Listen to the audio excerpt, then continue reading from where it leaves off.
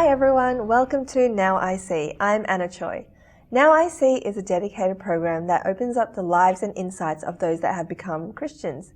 Today I have a new guest with me. His name's David Lazarus. Welcome, Lazarus, and thank you for joining us today. No, right. Before we get to know about how you became Christian, can you tell us a little bit about yourself before you found Christ? Not a great deal to say really. I had a few probably bad habits, experimented with the odd thing I shouldn't probably do. Sometimes could be a bit naughty, and ultimately I met my wife. She had some kids, so we sort of knew had to leave certain areas of our life behind us, and then we ended up moving away from where we had been living up to a coastal area, and ultimately started looking into God and ended up Christian. Great. So tell us a little bit about your background, because I know you were born Roman Catholic. Yeah, I was in a Roman Catholic family as a child. I'd left that, got very disillusioned with certain things and just wasn't interested. Then later on came back, basically not being 100% sure what I was looking for. I ended up going to a Pentecostal church.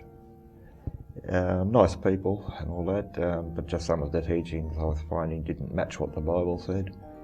So I started looking into, I read the Bible of course, started looking into what the church fathers etc. said, early church writings, history. Soon found that I was looking for, that wasn't what I wanted to get back to the way it was originally taught, as the Bible says. Stick to our traditions as you in the beginning and teachings, and so ultimately I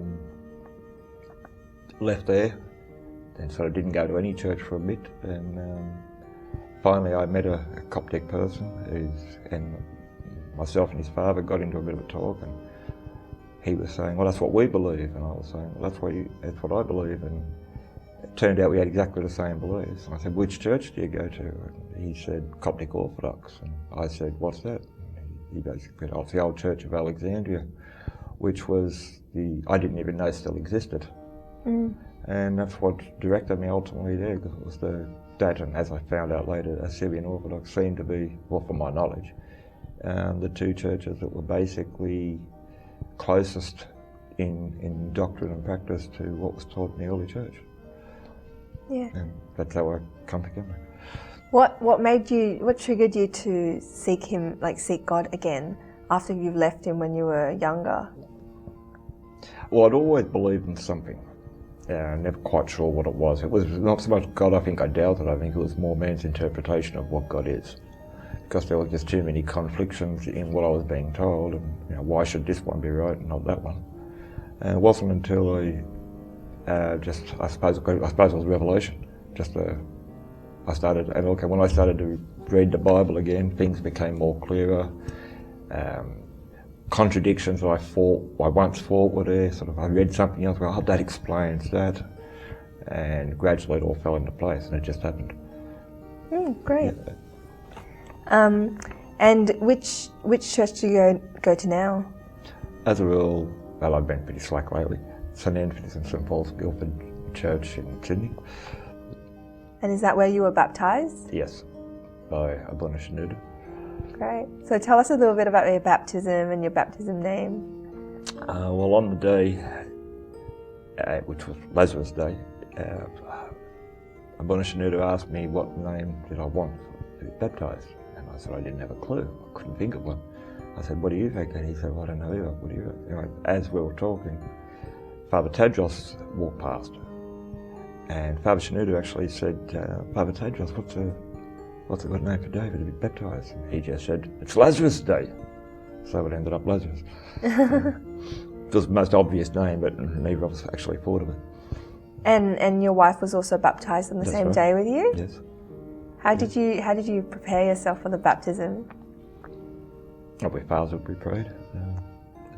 Tried to behave ourselves beforehand, a lot more than we normally did, or normally do, to be honest. But so. What was her name as well? Well, it's Tracy, but she was baptized Mary.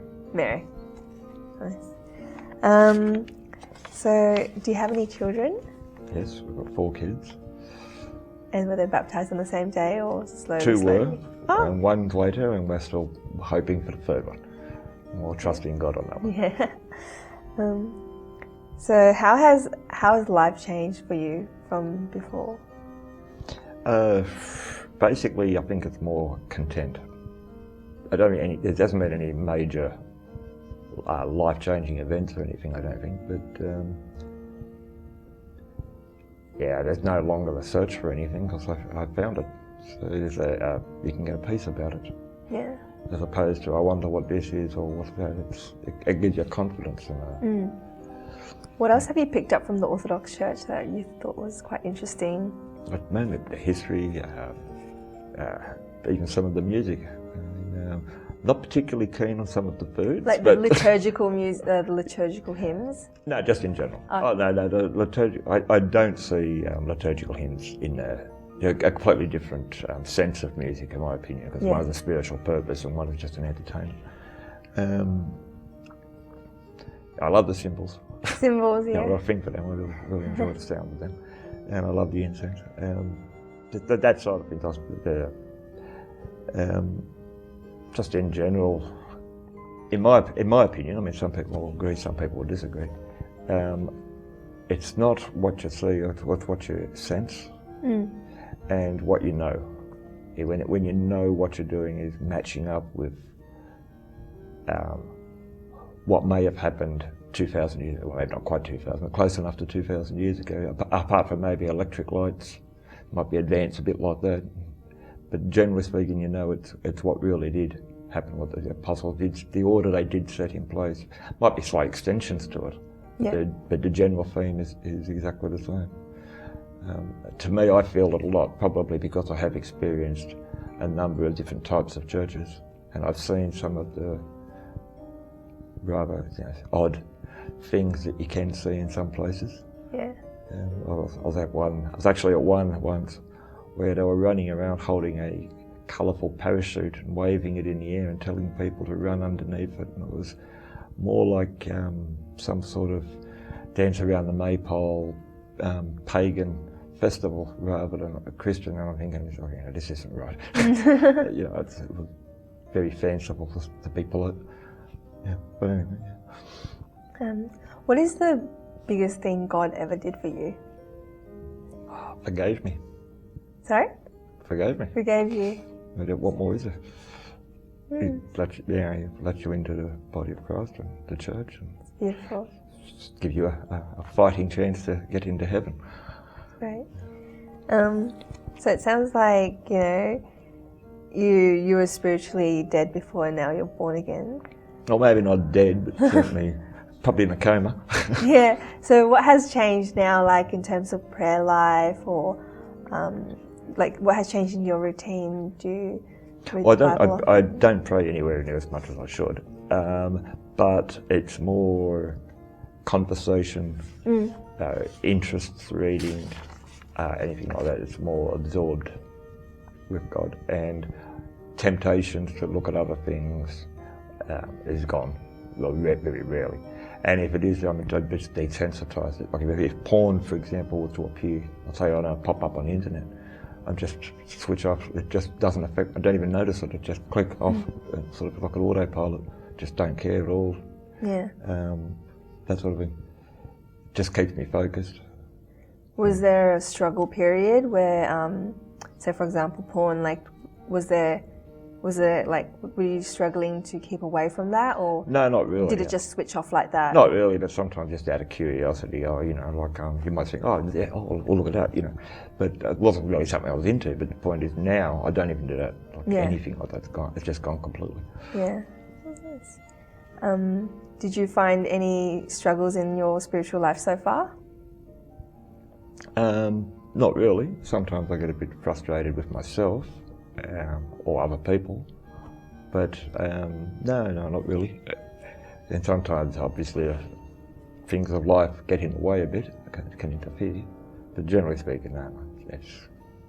What about your friends before? Like, how did you tell them that you were Christian? And Are your friends Christian? Well, a lot are, some aren't.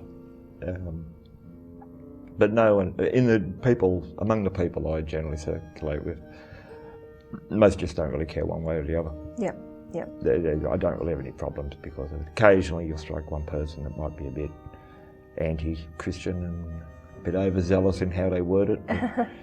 It's not really a problem. It's not, yeah. But you're going to get that in all things. Someone won't like you because you're black, someone won't like you because you're Christian, somebody won't like you. You're always going to get that, that's just life. Yeah, have you tried bringing any friends like to your church, or, because I know you've brought your family with you as well. Yeah, one family a friend that we knew, he was later baptised as well. He actually tried to convert me to the Baptist church. Okay. Which is where he was going. So we had numerous debates over a period of time, and ultimately it motivated him to start checking what I was saying, and in the end he became Coptic Orthodox himself. And he attends the same church as you? Yes. That's really cool. You guys can go to church, right to church. So he didn't get me to the Baptist church, but God got him to the Coptic church. Which he'll say himself openly. He has no qualms about saying as well. Did any of your friends abandon you or anything because you became Christian? No? Not a big deal. No, as I said, my people I know, generally speaking, are very tolerant of other people, their opinions, their ways, whatever. We may not agree all the time, but we just agree to disagree. Yeah. We just don't really care. At the end of the day, it's your choice. Unless it becomes something highly offensive or criminal, then you might have to draw a line. But generally speaking, not an opinion. No, nobody really cares. Have you got friends that ask you, just get a bit curious about what you do on the weekends? Yeah. But most already know what I do on the weekends. Not much to ask of. Yeah. Has any of your friends thought that, there's something in you, you've changed, you've changed in a different way? Not really, because it's just so gradual. People get to know you as you are. Yeah. I don't think it wasn't a wake up one morning and all of a sudden you have a different personality. It was just a gradual. Yeah. And where we change as we get older anyway, so that's just part of life.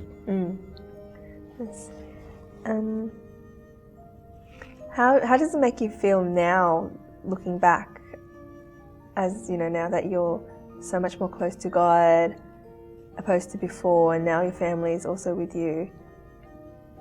Well, I actually don't regret coming a bit later in life, because it did actually give me experiences which I can now use. Yeah.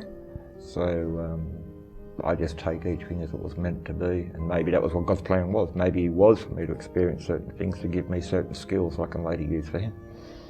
Great. So I might be wrong on that, but that's the way it is. So I'll go with the better option, that God had it all planned and it was what He was intending for me all along.